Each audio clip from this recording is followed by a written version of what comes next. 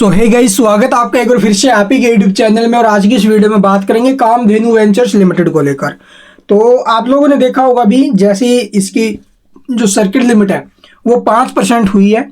और 5% होते ही आप लोग देखोगे ये जो लोअर सर्किट जो शेयर है वो लगा रहा था नॉन स्टॉप, वो सर्किट हमें खुलते हुए नजर आ गया भाई। कल भी आपने देखा होगा सर्किट खुला, लेकिन मार्केट में बड़ी करेक्शन की वजह से लास्ट में जो शेयर है वो 5% के लोअर सर्किट में गया। तो ये तेजी क्यों बनी शेयर में, इसके पीछे क्या कारण हो सकते हैं? मैंने आपको पहले भी एक बात समझाई थी, जब ये स्टॉक नॉन स्टॉप एलसी पर एलसी लगा रहा था, ठीक है, एलसी पर एलसी इसमें लग रहे थे और लगभग 58-60 रुपए के भाव से जो शेयर है वो नॉन स्टॉप टूट रहा था और स्टॉक में 50% के ऊपर में गिरावट बन चुकी थी। अभी टाइम आप लोग देखोगे 25.5 के भाव में आ चुका है, ठीक है। अपने बाउंड वीक हाई से सीधा स्टॉक बाउंड वीक लो पर आके खड़ा हो गया भाई।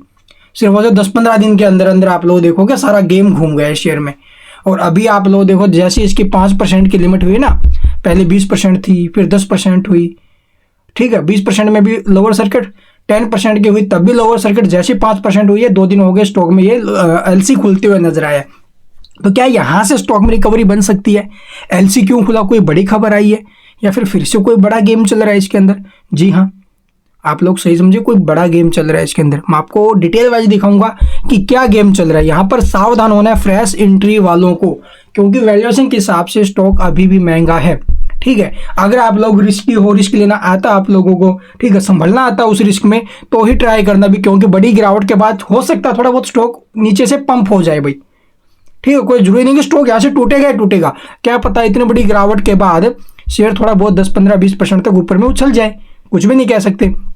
तो तेजी क्यों हुई है स्टॉक में पिछले 2 दिन से, क्या हुआ है जिससे शेयर में हमें जो अभी मूव आते हुए नजर आ रहे हैं? तो चलिए मैं आपको दिखा देता हूँ। ये देखोगे भाई, काफ़ी टाइम के बाद जो अभी लगातार स्टॉक में एक अच्छी वॉल्यूम लग रही थी और अच्छी वॉल्यूम चलते स्टॉक में पंप आ रहा था।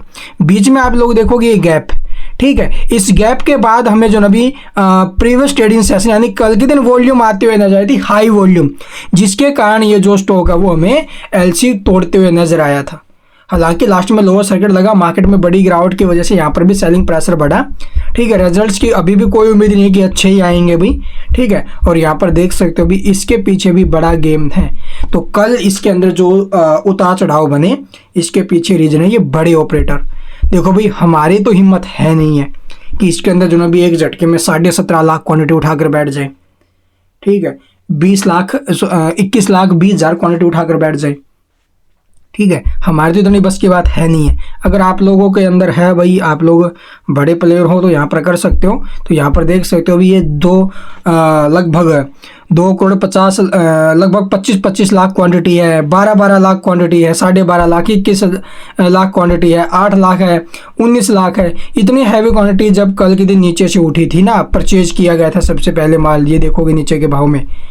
उसके बाद आप लोग देखोगे इन्हीं प्लेयरों ने, बड़े प्लेयरों ने ऊपर में निकाल भी दिया, ठीक है, लेकिन सारा माल नहीं निकाला, कुछ माल निकाल दिया, कुछ हिस्सा बेच दिया है, समझ गए ना भाई। तो ये बड़ा गेम है इसके अंदर। तो यहाँ पर मैं आपको फिर बोल रहा हूँ, जो फ्रेश एंट्री के बारे में सोच रहे हैं, जिन्होंने कभी भी शेयर के अंदर एंट्री नहीं ली और फ्रेश एंट्री के बारे में सोच रहे थे बड़ी गिरावट के बाद, भाई हो सकता है इस शेयर को 10-15%, 20% के ऊपर लेके चले जाए।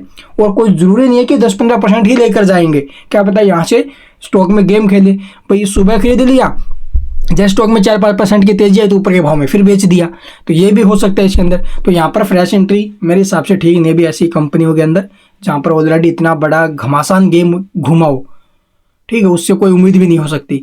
और जो भाई पहले से फंसे हुए हैं, हाई प्राइस से खरीद लिया, पैसा हाफ हो गया, सारा का सारा चला गया, सारा जितना पैसा लगाया था बिल्कुल हाफ हो गया।